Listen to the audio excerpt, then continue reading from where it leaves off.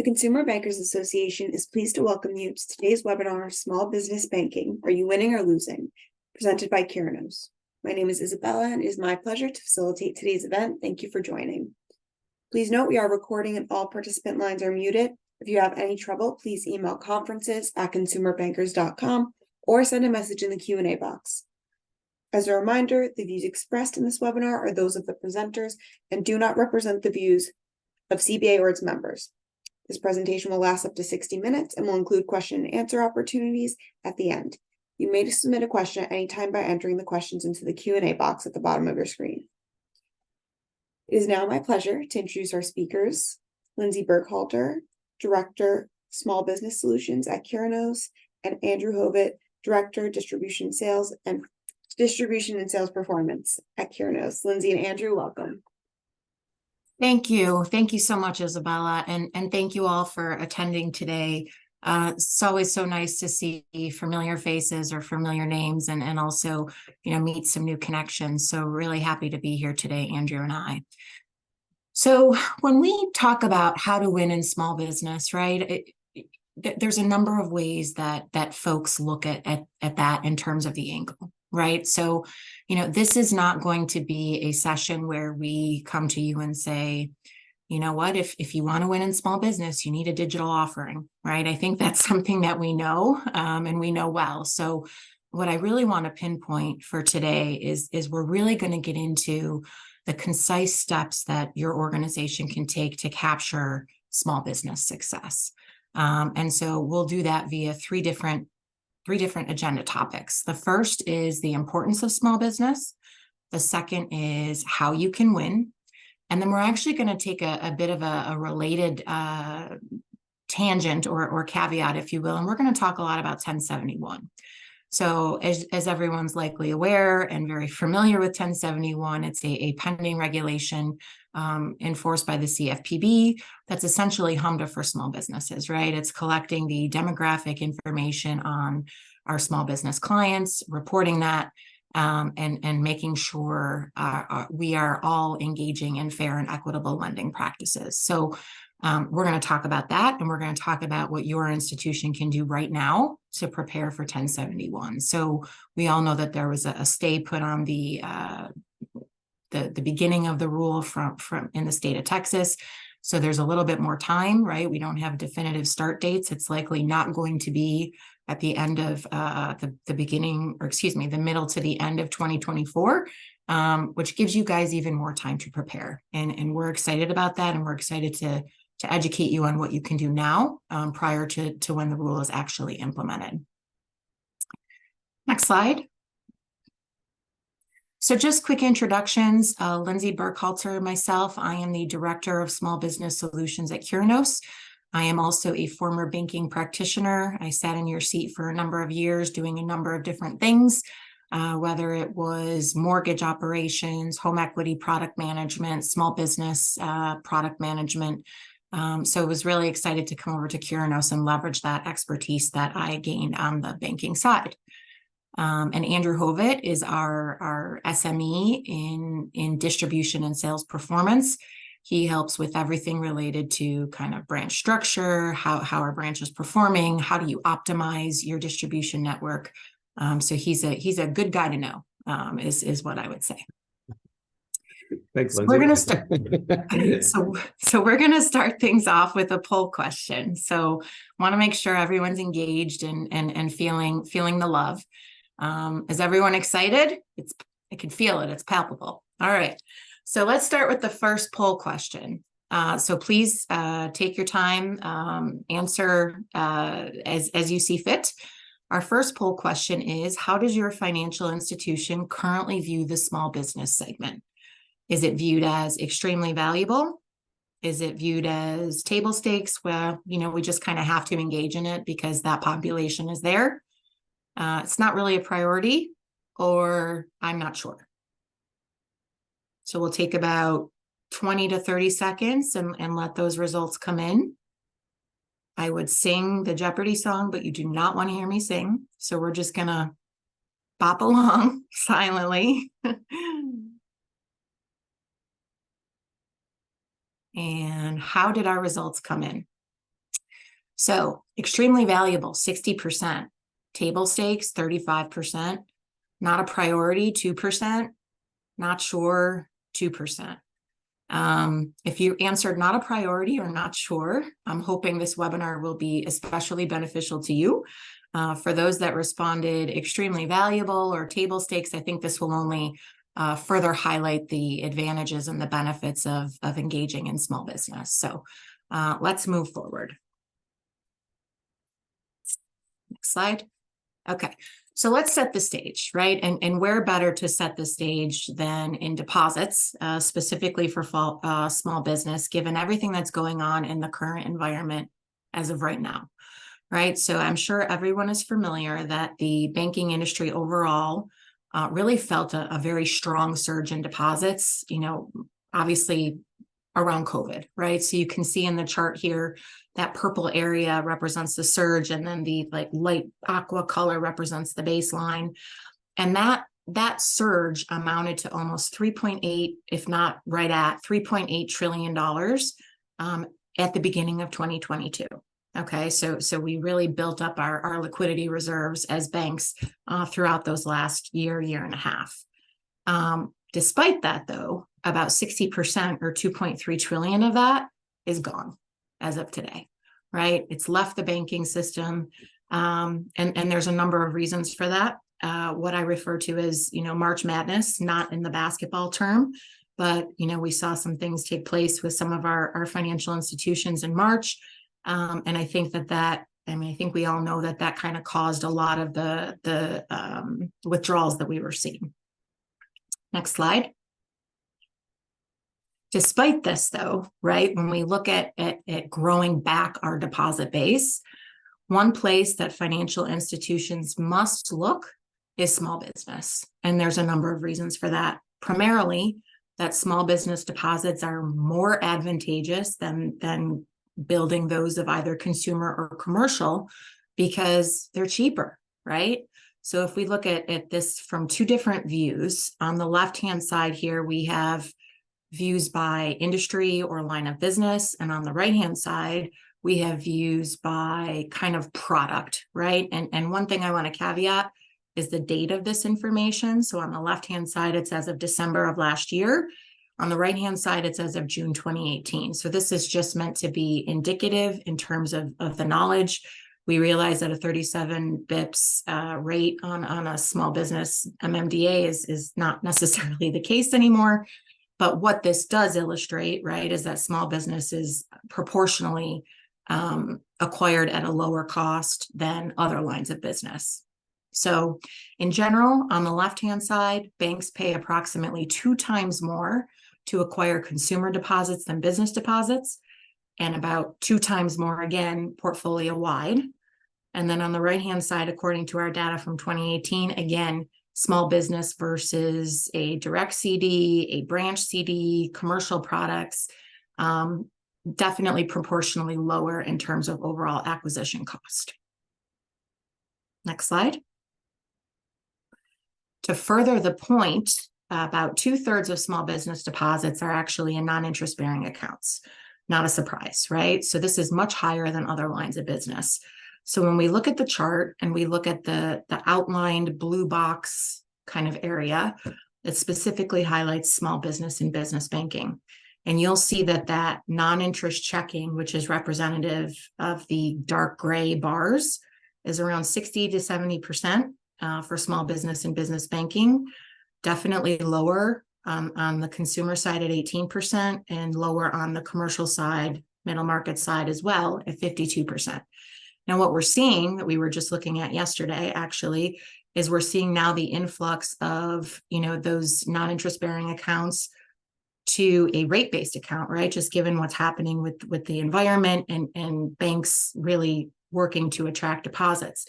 That being said, though, that shift that we're seeing from non-interest bearing to rate-based is much less and at a much lower rate in small business than it is in consumer or other areas. So that's another key point to remember. Next slide. Andrew. Great. I'll pick it up from here for a little while.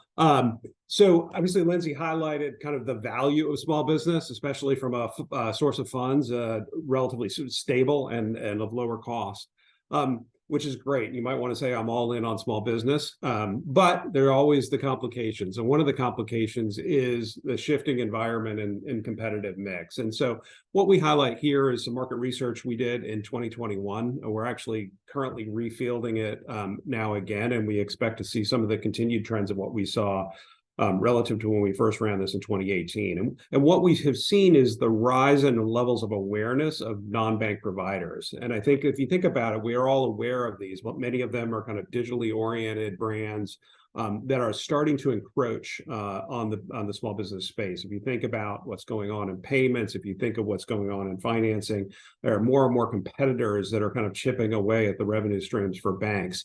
And the challenge is, as we all know, if we all think about the purchase funnel, right, the first step in that purchase funnel is awareness, right? And so the surging levels of awareness for some of these digitally oriented competitors is a little bit of a canary in a coal mine and a little bit of bad news for banks, because over time there is a risk that kind of that dominance of the kind of primacy of the ownership of the relationship might just slowly erode. And so this is definitely something we have to keep an eye on, both from how they're doing from an awareness perspective, as also what are the evolving capabilities that these competitors are investing in to slowly erode some of the revenue streams of the banking sector.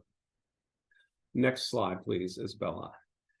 The other thing that's happening is really kind of shifting attitudes around business owners. And so again, contrasting the 2018 versus the 2021 research that we have here, we saw a significant decline in kind of the importance of convenience locations. Now, this is really interesting when it comes to businesses, right? That has been kind of the bulwark of what your traditional kind of banks have been able to offer is kind of local convenience, right? And so businesses, especially those who had kind of cash and coin back in the day, but you know, there was the benefit of having a banker and having a branch nearby. The importance of that, much like it has in the consumer space, continues to erode in the business space. As payments has increasingly become digitalized, the importance of that locality is declining. And what's really kind of driving interest by business owners is really, you know, we highlight here with probably the largest shift was that increase in superior products and services. And I would even extend that to think about superior experiences. Again, which harkens back to the competitive environment where many of these digitally first organizations have really mastered kind of the design of experiences that create kind of a competitive threat to the banking industry.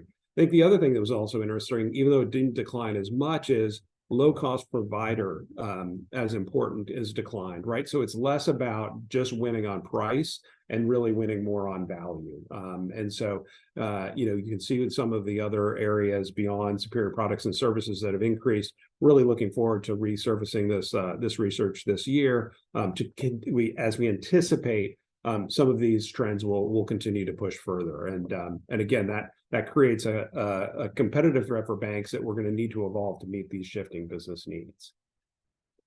Next page, Isabella. Thank you. So we think about it, one of the things we wanted to do was a little bit of kind of sizing the prize, right? And so Lindsay highlighted on the deposit side, kind of the value of low-cost deposits. There's also value on the lending side, really generally kind of higher rates of return on small business. So if you just think about this is kind of a back of the envelope, but if you think about, you know, if I were to grow, you know, 100 million in deposits or 100 million in loans, and I were to do that within the business segment relative to retail or commercial, kind of what do I think? What are the implications for kind of cost of funds or you know, revenue spread on the lending side? And so what you see is really kind of superior financial performance. And so again, kind of supporting the business case of the importance of small business. Next slide, please. So as we think about winning in small business, we kind of break it down to kind of five key imperatives, right? We could probably make an even longer list, but we really thought that this was a pretty tight list of things that you could do, and kind of thinking about this almost a little bit sequentially, right? And I always like to start with thinking about, you know, kind of the customer, starting at the customer. And one of the things, you know, when we were operating in more of a location-based framework, right, we were essentially attempting to bank all of the businesses that, you know, kind of were nearby. except maybe some of those businesses that we chose not to bank. However, as we're moving towards a world that is more digitally oriented and less location specific, it really is incumbent upon us to start to think a little bit more about the segments of customers that we want to go after, and what are the things that those customers value, and how do we make sure that we align our products and services to meet the needs. And so, as opposed to just trying to win, in a geography area, really thinking a little bit more from a client, business owner kind of attitudes, and the capabilities of the bank and how we can match that up. And we'll talk a little bit more of that in the next page. Primacy. One more second, Isabel. I was going to drain this slide. Thank you. Primacy, the importance of primacy, and we'll talk a little bit about the value of primacy just beyond the value of small business customers as having kind of lower cost deposits and higher yielding loans. The importance and the differential of just having, being the secondary relationship versus being the primary. There's a pretty big implication there. And so making sure that we're building the capabilities to support the kind of primary kind of cash operating account of the business in order to maintain that privacy. Primacy is important. The third thing we'll talk about is refining the operating model, right? So as we're moving towards a more digitally oriented world, how do we make sure that we evolve what has been historically been a more location-based operating model, the one that actually efficiently matches with the cost to serve, right? We're having to invest millions and millions of dollars in our digital technology, but how do we make sure that we're continuing to achieve the returns on this segment? This segment's always been a little bit challenged as a tweener between commercial and retail, and so making sure that we have an effective operating model that allows us to grow this business in a way that drives true returns to the bank. Obviously, managing pricing both on deposits and a little bit to the next point also around lending is making sure that we're being very kind of thoughtful. We obviously talked about the overall benefits of low cost deposits. However, that has to be managed effectively in order to kind of ride the balance of growing deposits while maintaining cost of funds. And then lastly, and Lindsay's going to get into this, definitely the importance of lending as a complement to the deposit. I know we're going deposit heavy just because of what's happening in the world right now and the need for banks to support their funding needs. But we think that lending is an integral component of being able to deliver in order to kind of both acquire customers and actually maintain primacy. And so lending is important not only from a revenue perspective, but obviously with the pending legislation and the importance of attracting the right target segments. And so these are the things we're going to hit over the next couple of pages. So with that, Isabel, I'll ask you to forward. There's a lot of data on this page, but what I wanted to draw out is really the importance of thinking about differences in business owner attitudes and behaviors, and how to essentially make sure that you're building value propositions that line against this. And so this is one example of a segmentation schema. Obviously, we're kind of eschewing the traditional kind of revenue chalk lines view and really getting into both the kind of attitudes and the product and service needs, and helping banks to think about what are those unique areas of what we describe as kind of white space, which is the easiest way to think about white space is capabilities that business owners want that they believe are not well covered, not necessarily well covered by the providers in the industry, and that's what a little bit allows them to be kind of white space. And so you see some of the white space that start to kind of emerge in the segmentation that we've created here. But I think what's really important is designing solutions that are aligned with the segment needs, and how do you create kind of differentiating proof points that help set you apart from the myriad of kind of banking service providers that are available to them, such that you can get a kind of outsized share of the customers who are looking for a new banking provider. Again, this isn't meant to be the one and the only segmentation screen, but more of an illustrative segmentation screen as you think about aligning your capabilities with the needs of the marketplace. Next slide, please, Isabella. Another thing to think about is product and productization, and what we're seeing is kind of the increasing emergence of packages. And here's the illustrative stuff here on some of the packages available out there. Traditionally, packages are much more around kind of transaction limits or frankly, even, check limits, if you go back far enough in the day, thinking about kind of cash and coin and limits on those. I think we need to think a little bit more, and obviously kind of balance levels. But if you start to think forward a little bit, and you start to think about the complexity of the payments environment and potentially even lending needs of businesses, thinking about packages in a more holistic way may create the opportunity to differentiate yourself. You obviously don't want to kind of overcomplicate things for businesses to make it easy to buy, but at the same time, you want to make sure you're addressing kind of the full suite of needs and not a more narrow set of needs that's really kind of focused on the past. Next slide, please. Next thing to pivot over to is to think about primacy. And so we obviously talked about the value of kind of low-cost deposits for the business segment earlier. What we've got here is just some illustration of the incremental value of being primary versus non-primary. As you can imagine, fee revenue is significantly higher. If you're not the primary, if you don't have that kind of primary operating account for the business, it's pretty unlikely that you're going to have a lot of fees, maybe a little bit of loan fees, but not much there. You have much higher likelihood to get kind of the more share of wallet from the deposit perspective. And then also you're much more likely to get the kind of core operating account, which is going to have kind of, either low or no interest deposits that'll be kind of stickier and lower cost over time. Being the secondary bank is, much more likely to be the secondary bank if someone is coming to you for a lending need or coming to you for a rate-based deposit offer, right? That's where you end up as second tier. Now, sometimes that's a way in to try and, get in with the bank and then shift the relationship to a primary. But you have to recognize the real kind of difference in revenue profile between a primary and a non-primary. Next, please.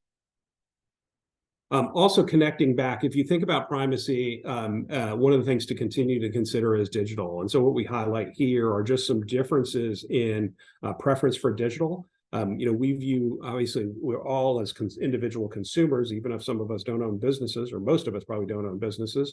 We obviously know the shift towards digital in the consumer space. What we're seeing is an acceleration of a shift towards digital or virtual relationship management in the business channel too. So it's a lagging consumer a little bit, but I think that it's going to be a fast follower. And what you already see here is increased preferences for opening deposit or loan relationships, or even engaging with the bank for routine questions. And so making sure that you have those capabilities to be able to operate in a digital realm with your business customers is critical to the future delivery.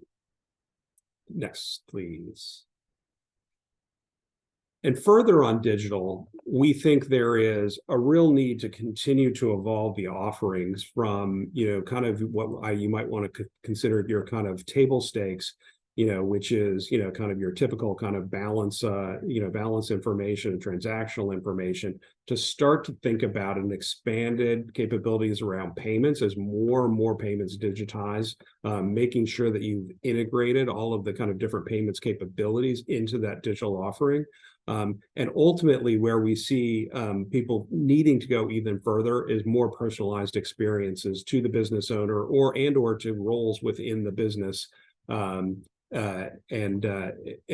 what kind of capabilities might be needed differently by kind of constituent or stakeholder in the digital experience. And so we're increasingly thinking of digital in the concept of being a small business in order to maintain that primacy is really to be the hub, if you will, the business hub to help them run the business. And that doesn't mean that the bank has to actually develop and deploy all of the different capabilities required to run a business, but really enable the seamless flow of information, because the financial information is kind of the lifeblood of any business. How do we make sure we enable that through kind of APIs and connected networks to the various, digital solution providers who may be providing individual kind of specific needs for the business, but making sure that we're connecting that in order to be kind of the hub.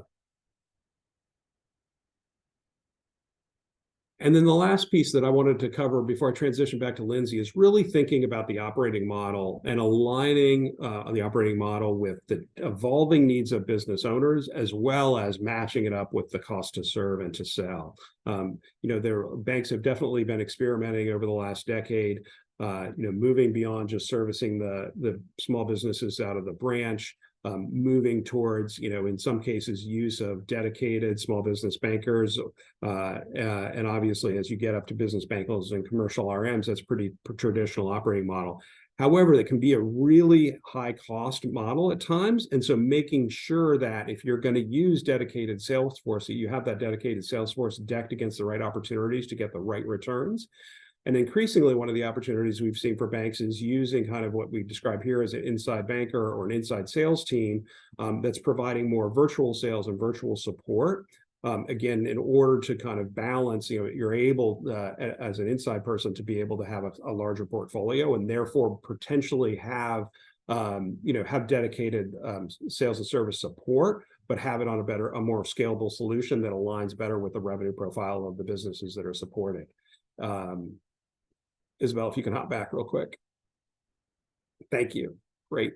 The other thing to think about too is really, and it touches on this page, is really thinking about the integration of the sales delivery and the sales and service support of the various services. I mean, historically, there's been very kind of separate kind of capabilities around kind of TM, right? And we think about the evolving payments environment, really making sure that you're being able to provide services with a qualified team member who's able to support the breadth with support, dedicated expert support where necessary, but making sure that we're not creating multiple layers of cost in order to deliver the support for the businesses, right? So how do we effectively kind of create that mix?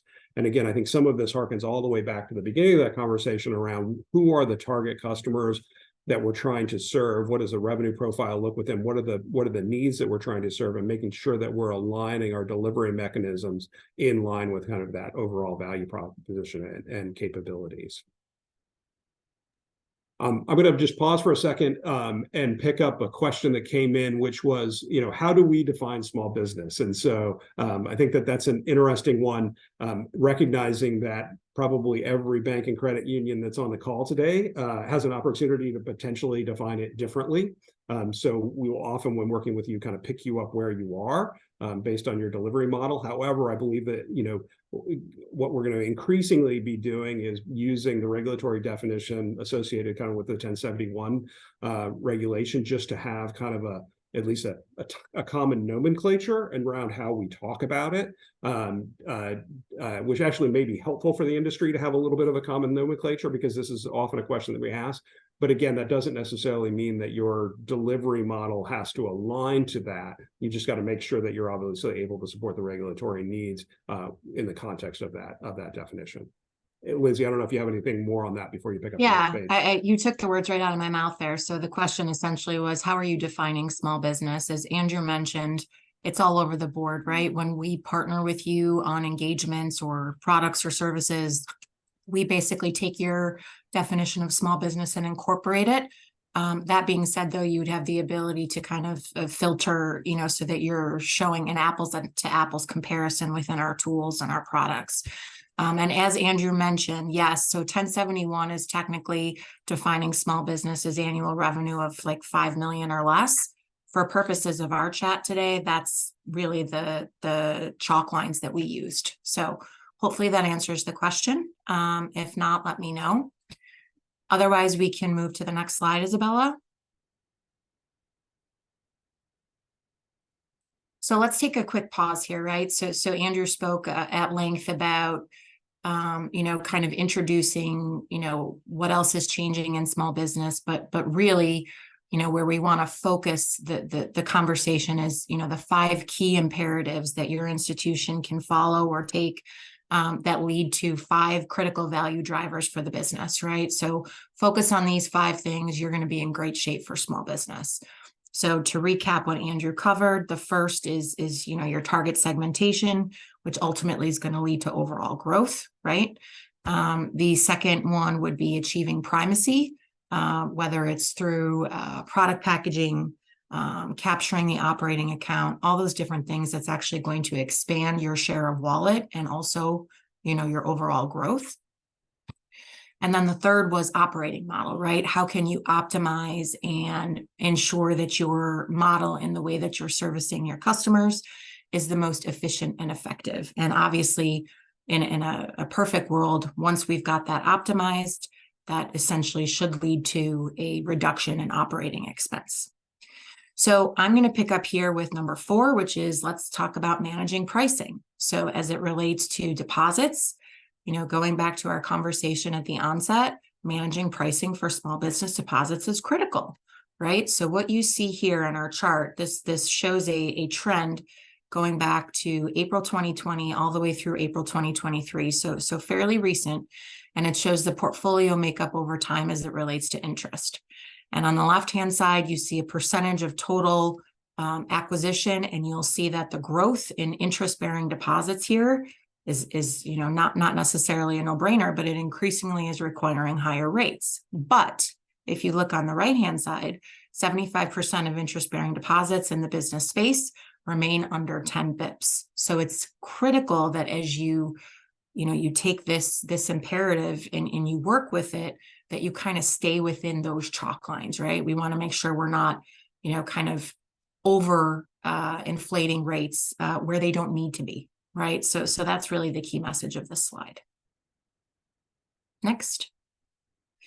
And this, I think, is a super insightful slide. So as Andrew alluded to when he was going through the different imperatives, the primary focus is and has been deposits for some time, right? Just because of what's going on with the environment and the need for liquidity and ensuring that you've got that equation covered. But what is important and good to know, and our research and our data has proven that if you have a small business relationship with deposits and lending versus just deposits, you're going to be in a much better position from a deposits perspective. So if we look at this in a little bit more detail, on the left-hand side, we've got percentage of customer level deposits with versus without the lending relationship. And you'll see that gap there represents the fact that customers with a lending relationship have a deposit value 2.3 times that of customers that don't, right? So that's basically the message there is it's going to lead to larger amounts of deposits over time. On the right-hand side, when we talk about account level deposits, consumer versus business, business accounts have deposit balances 3 times that of consumer accounts relative to opening balances after a period of 3 years. So if we summarize this slide in a nutshell, you're getting more deposit balances for a longer time in the small business space versus that of consumer. So very insightful.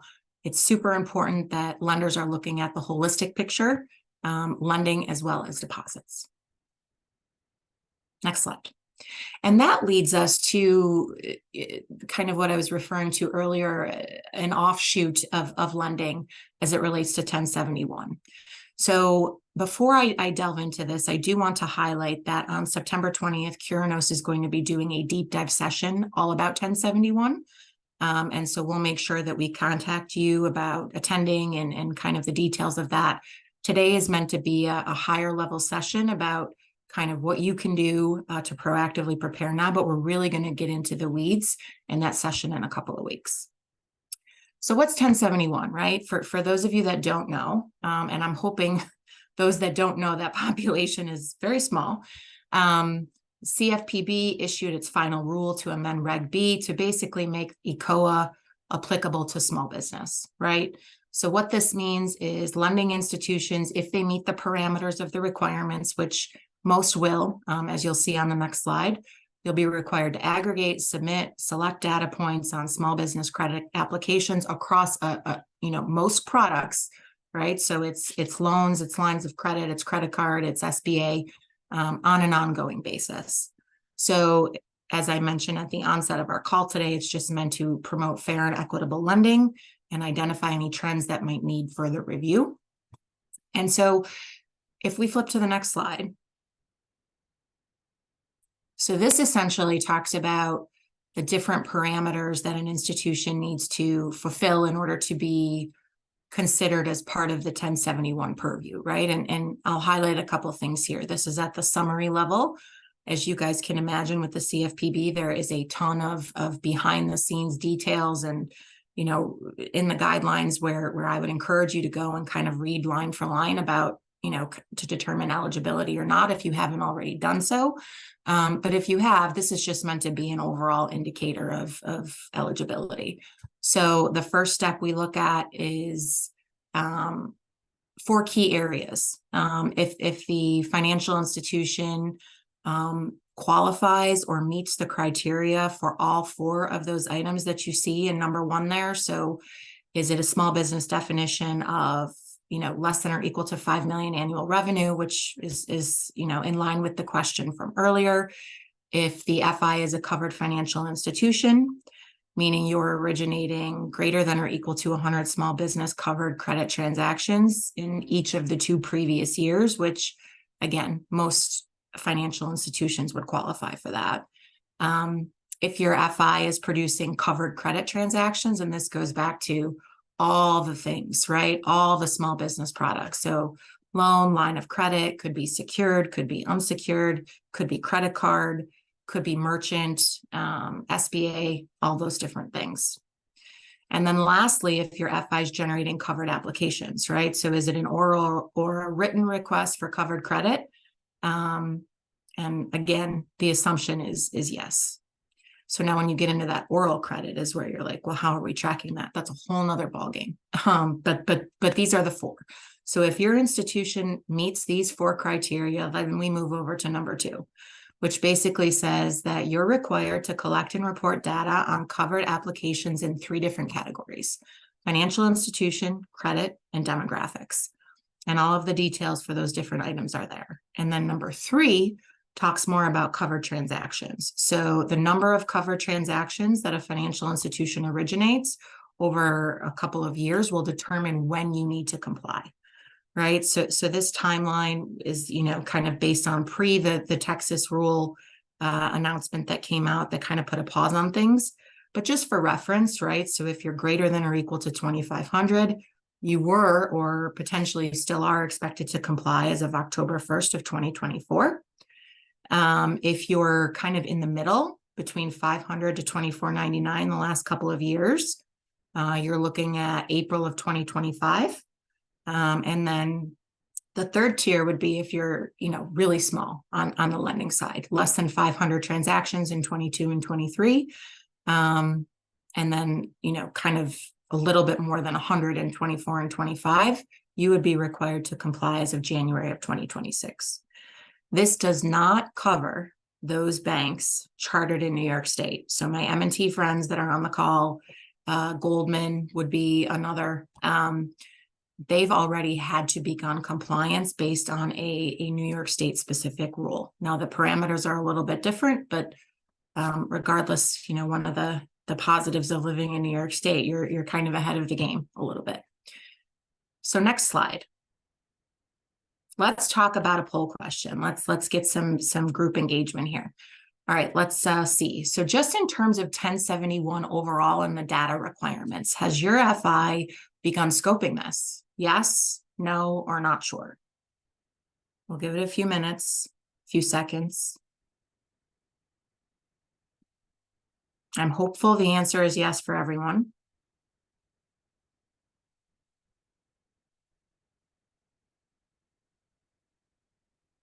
How are we doing, Isabella? Okay, cool. Yes, 37. So the majority, no, and then not sure. Okay. So I'm not surprised by our results here. Definitely says people are up to speed for the most part, are actively working on it.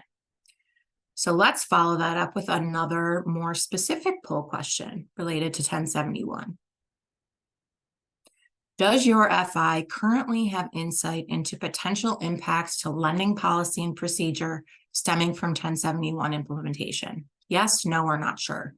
Meaning, do you guys have a good feeling about once the rule is implemented, once you're submitting your data, once it's ingested by the CFPB, what it's going to show? Do you have a good understanding of that? So we'll give it a few seconds there.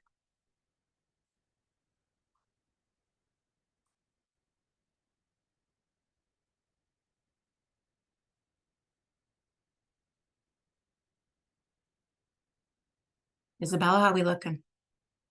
Okay. Yes, about 64%, no, 8%, not sure, 28%. That's great, actually. That's a better yes result than I was anticipating.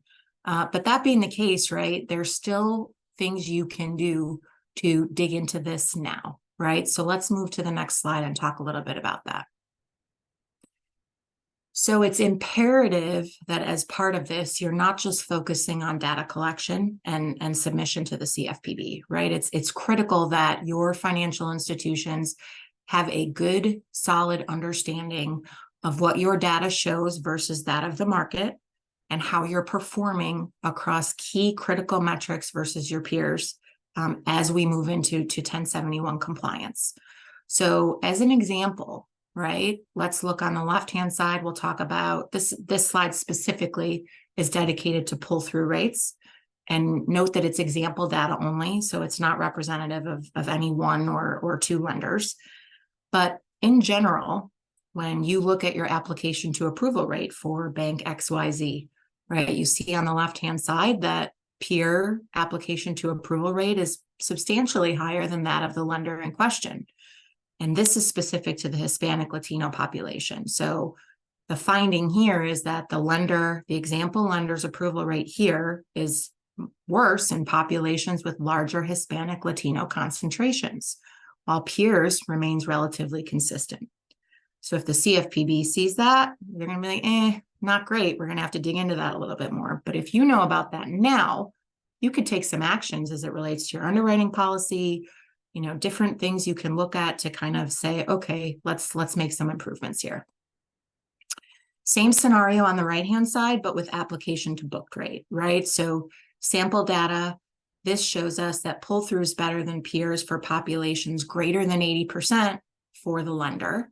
But you'll see at the end there, the lines kind of cross over, and that really drops for the lender, right? So if you, based on the example here, in a population where there is a strong percentage of Hispanic Latino population greater than 80%, your booking rate is dropping, right? So that would probably be another thing that the CFPB might look at and say, okay, we've got to dig into this more.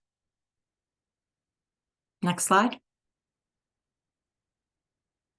So here's another example, right? Another critical metric that, it's imperative that you have visibility into now, as soon as possible. So even if your pull-through rates are good, which would be great, how are you pricing your loans compared to peers as it relates to the minority populations that 1071 is going to track? Your Black population, Asian, Hispanic, women-owned, right? This is another example using sample data that basically shows that the lender, on average, as we get into greater concentrations of Black populations in zip codes across the United States, that your rate on average is around 7% for this product, this specific product, and the peer rate is much lower at like 3.5. Again, not CFPB's ranking like, we gotta look at that a little bit more, right? So this is all about proactively identifying trends across pricing, production, pull-through rates, market share to ensure that you're ready for 1071. Next slide. So as we've been discussing, right, you've got to understand the data and you've got to understand it now. So for those that are on the phone that are currently participants of the Curinos Lenders Benchmark Analyzer for small business lending, great news for you.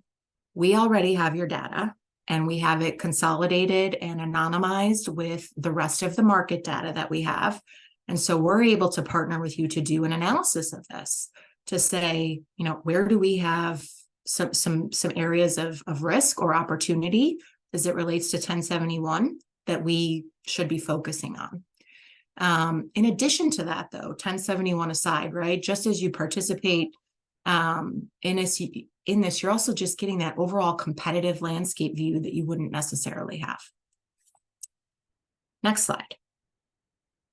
So in closing with that, I'm gonna pass this over to Andrew and just reiterate to say, couple weeks, we're having our next 1071 webinar. We'd love to chat more with you about how we can help in this space, and not only this space, but also other areas across the organization.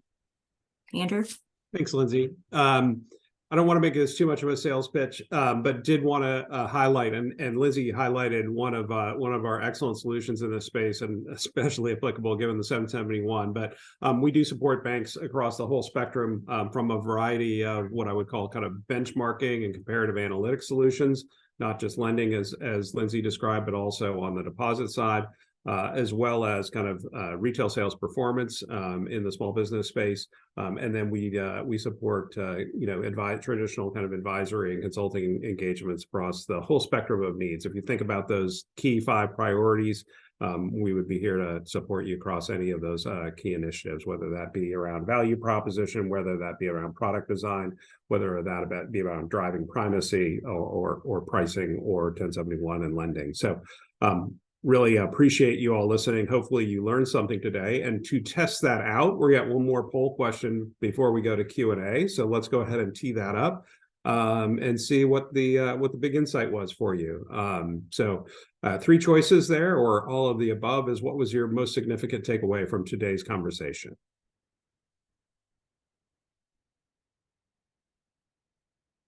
I would read those out, but you really don't want to hear me ramble through those long sentences. So we'll let you read on your own. And Isabel, feel free to close out the poll whenever you're ready.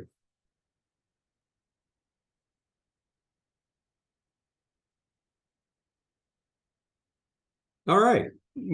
All of the above wins, and the others are neck and neck. So good. Hopefully that was a good broad range of learnings for everyone on the call.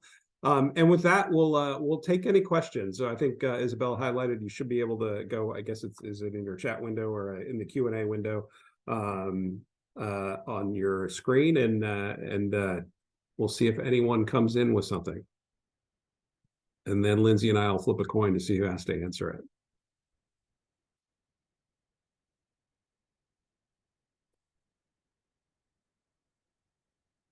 No questions. Not a very talkative shy group today. Okay. All right. Well, please, as you heard, if you want to go deeper on 1071, we've got a webinar coming up that Lindsay will be leading. So feel free to come back for more. And if you have any questions, feel free to reach out to CBA. I believe that a link to the recording will be shared with anyone who registered, both you who attended, and I guess if you're still here, you wouldn't have dropped off early, but for people to listen, and we thank you for coming. Thank you, everyone. Have a great Wednesday. Take care. Bye. Thank you, Andrew and Lindsay. With that, we must conclude today's program. The session has been recorded and will be available within 1 to 2 business days. On behalf of CBA, thank you to our speakers and, of course, all of today's participants. Have a great afternoon, and you may now disconnect.